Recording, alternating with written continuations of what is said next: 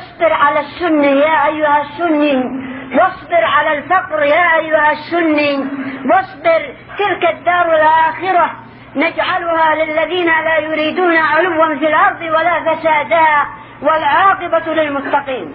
اصبر على الفقر، واصبر على الأذى، حتى على الأذى من الحكومة.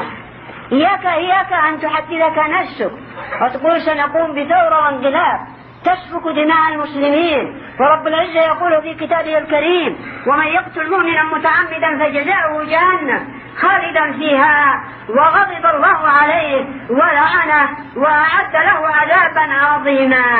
أقول يا أخوان،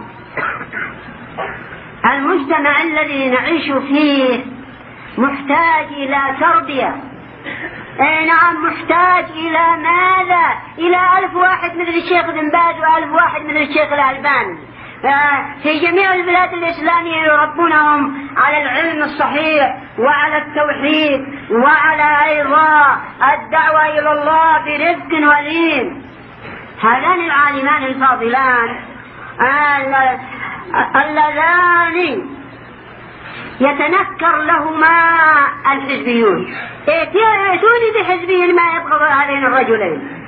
صحيح يا أخوان، ولو جاءوا إلى الشيخ بن باز هم يبغون من مالا. والله يا شيخ بارك الله فيك، إننا الحمد لله ما بيننا وبين أن نصل للحكم الإسلامي في اليمن إلا الانتخابات، وجاءت الانتخابات وصاروا في أسفل سافلين. أي نعم، ماذا؟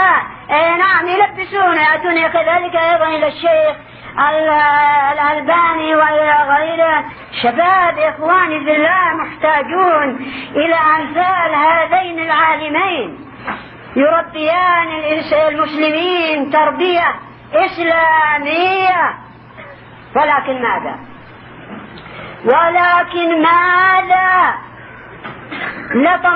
لطمات للدعوة تأتي من قبل المتحمسين على جهل